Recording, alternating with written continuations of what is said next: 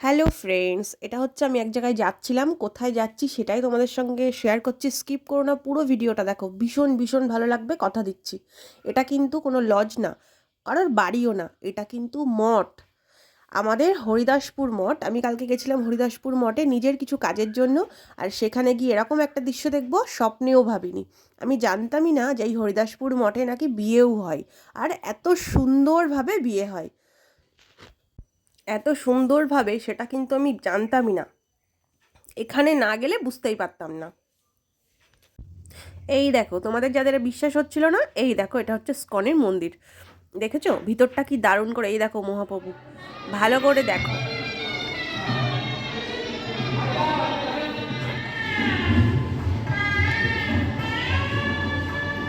বুঝেছি,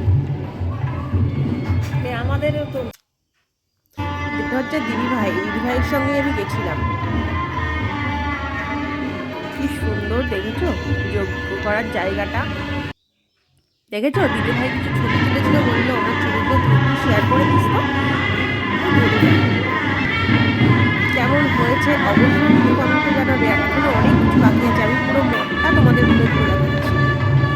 মন্দিরটা তখনও বন্ধ ছিল যখন আমরা প্রথমবার গেছিলাম, কিন্তু আমি কিন্তু ওষুধের খুলতে পেরেছি, আর সেটা আমি তোমাদেরকে দেখিয়েও দেবো। পুরো ভিডিওটা দেখো, স্কিপ করো না, না হলে কিছু বুঝতে পারবে না। দেখো আমি কি মিথ্যে বলছিলাম? সাজানোটা কিন্তু আমার খুব ভালো লেগেছে। তোমাদের কেমন লেগেছে অবশ্যই কমেন্টে জানিও। আর এটা হচ্ছে তার পাশের ব্রিজটা, সেই সেতুটা যার পাশে ইস্কনের মন্দির। দেখো এরা কিন্তু জল সাজতে এসেছিল, এরা সেই বিয়েবাড়ির লোকজন। সামনে আরও কিছু মন্দির আছে, তো সেগুলোও তোমাদের সঙ্গে শেয়ার করব। পুরো ভিডিওটা দেখো, বারবার বলছি স্কিপ করো না, স্কিপ করলে মিস করে যাবে।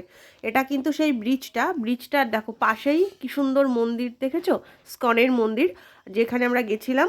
আর এটা হচ্ছে নদী। তবে এখন দুঃখের বিষয় এটা, ইছামতি নদী একেবারেই বুজে এসেছে। ভালো করে দেখলে বুঝতে পারবে। দেখো নদীটার কি অবস্থা, কিন্তু ভালো লাগছিল দেখতে। তোমাদের কেমন লাগছে বলতে পারবো না, সেটা তো তোমরাই বলতে পারবে। তোমরা কমেন্টে জানিও তোমাদের কেমন লাগছে। আমার কিন্তু দারুণ লেগেছে। বিকেলের একদম মানে মনটাই ভালো হয়ে গেছে এখানে যাওয়ার পরে। দেখো আমরা বললাম না যে আরো কিছু মন্দির আছে, তবে এই মন্দিরটা এখনো কিন্তু এখানে এখনো পুরোপুরি রেডি হয়নি। আর এটা হচ্ছে হনুমানজি। তোমাদের সকাল সকাল সবাইকে হনুমানজি দর্শন করিয়ে দিলাম। কেমন হয়েছে অবশ্যই কমেন্টে জানাবে। তবে আরও আছে, পুরো ভিডিওটা দেখো, ভালো লাগবে। আর কথা দিচ্ছি, যে মন্দিরটা আমি তোমাদের খালি দেখিয়েছি সেটা অবশ্যই ভরাও আমি তোমাদের দেখিয়ে দেবো। সাইডের এটা হচ্ছে দেখো সিদ্ধেশ্বরী কালী মন্দির। আর আমি মায়ের মুখটা আমি পরিষ্কার করে দেখতে পারলেও তোমাদের হয়তো আমি পরিষ্কার করে দেখাতে পারলাম না। চেষ্টা করেছি এবার। কি জানো তো, গেটটা পুরো বন্ধ ছিল, আমি তো আর ভেতরে ঢুকতে পারিনি, কিন্তু তোমাদের দেখানোর জন্য আমি চেষ্টা করেছি। তোমরা কতটা দেখতে পেলে আমাকে কমেন্টে জানিও। অনেক কিছু দেখলাম, নিজের মনটাকে ঠিক করে তারপরে কিন্তু বাড়িতে এসেছি। আর এখানে এটা হচ্ছে দুর্গা মণ্ডপ। দুর্গা পুজোর সময় এখানে মা আসে, মার আজ আরাধনা হয়, পুজো হয়। এখন মণ্ডপটা খালি থাকলেও এটা কিন্তু দুর্গা মণ্ডপ। তা মনে হলো তোমাদের সঙ্গে শেয়ার করি।